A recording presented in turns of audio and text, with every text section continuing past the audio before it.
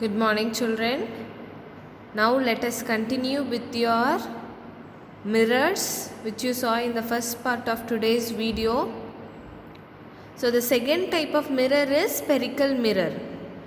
Spherical mirrors means the surface of the mirrors are curved based on their curvature, as they are curved inward or curved outward.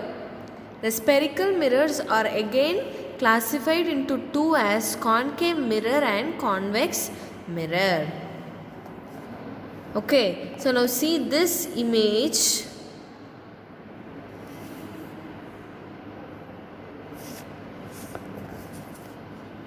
So this is how we represent the spherical mirrors. Concave mirror, convex mirror. See here, the surface of the mirror is curved. In case of a plane mirror, how was the drawing? I drew a straight line, and one surface was reflecting and the other one was non-reflecting. So in a spherical mirror, the surfaces are curved.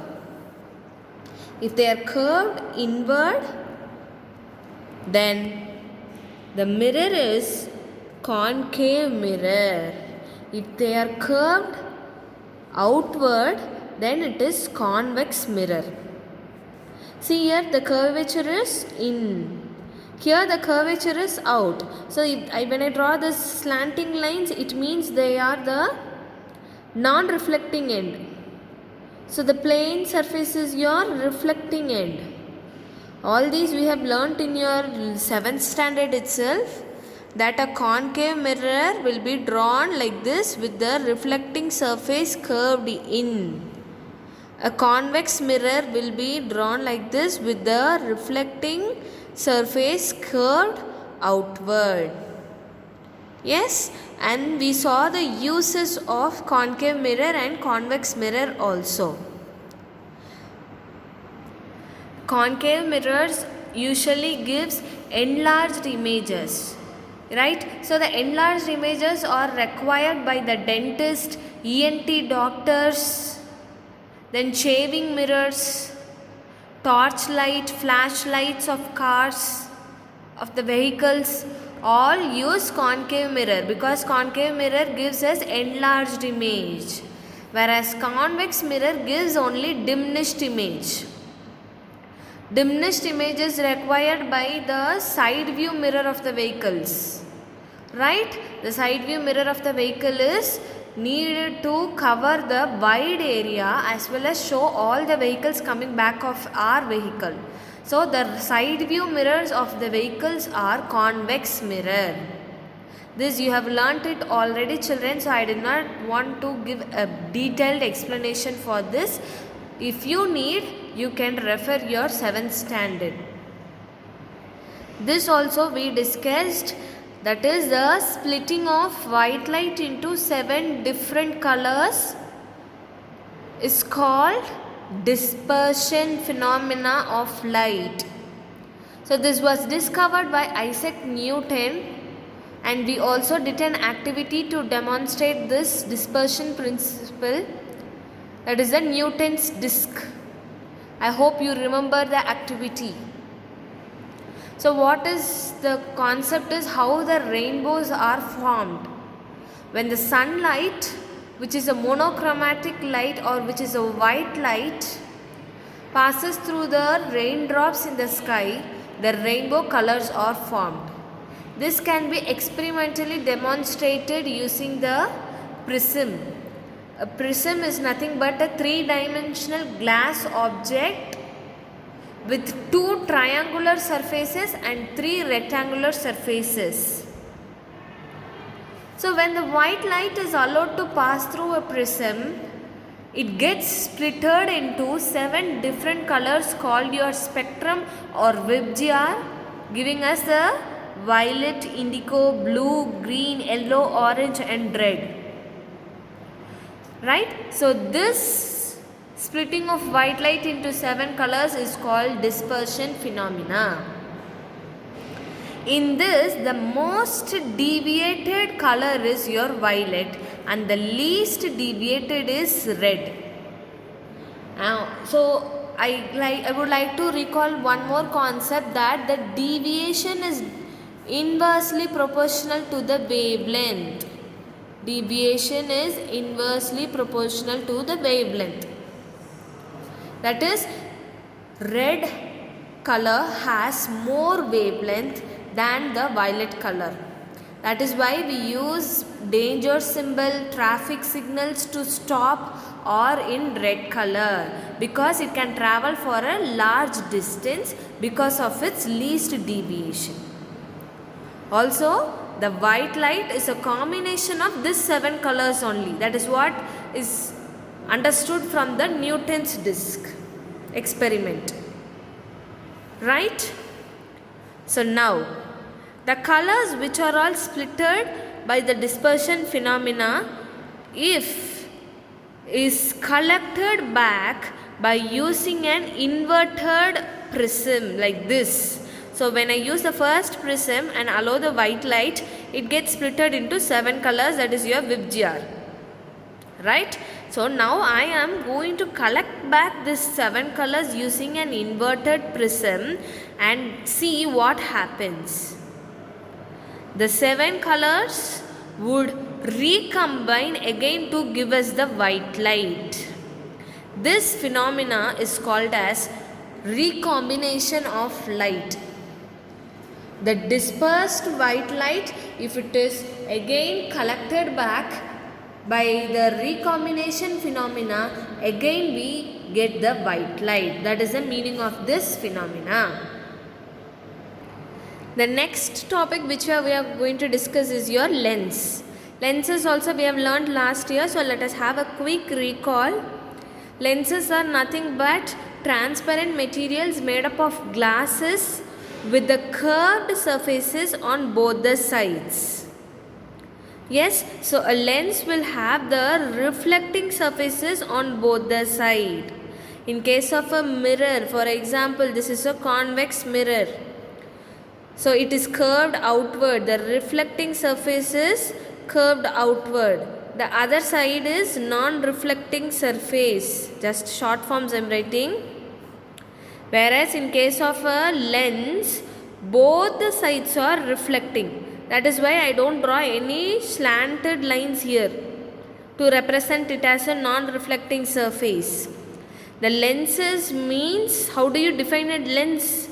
Lenses will have the reflecting surfaces on both the sides. Based on the reflecting surfaces, we have 2 types, convex lens and concave lens. In a convex lens, the center part is thick and the edges are thin, whereas in a concave lens, the center part is, that is the middle portion is thin and the edges are thick. This we have even seen by using the real lenses which I brought to the class last year. Only when you touch a lens, you would be able to identify the middle portion and the edge portion of a lens. So if the middle portion is bulged, it is a convex lens. If the middle portion is thin and the edges are thick, means it is a concave lens. We draw a convex lens and a concave lens like this. Okay, this all we learned last year. Convex lens is also called converging lens because it converges. The rays will come towards to meet at a point to give us the image. Whereas a concave lens would diverge. It would part away or move away to form the image. Okay, so based upon the way how they form the image, that is either converge or diverge, they are called convex lens as converging lens, concave lens as diverging lens. Okay, so still now we discussed about some basic properties of light. Now, so how are we able to see the objects around us means with the help of the eyes? So what is present inside the eyes to receive the light and show us the images of the objects around us? Let us see that now. That is the parts of the eye. So this is how a human eye will look like. In the front you would have the cornea. Cornea is nothing but a thin transparent membrane which covers the front part of the eye. Okay? Then you would have the lens. The human eye lens is a convex lens. Just now we saw about the types of lenses. Convex lens or converging lens, concave lens or diverging lens. Right? So the human eye lens is a convex lens. Here, this is the lens. Human eye lens is a convex lens. See here in the shape of a convex lens. Okay, so once a light is passed through the cornea, it travels through the lens and reaches the retina. Retina is nothing but present in the back portion of the eye, like a muscular layer with cells. That is, the cells of the retina only will judge the color of the object. Okay, so in the retina is just a muscle. So in retina you would have the cells that is called as cone shaped cells and rod shaped cells. Cone shaped cells and rod shaped cells to detect the color of the object, whether it is a black and white color or in the color of the spectrum.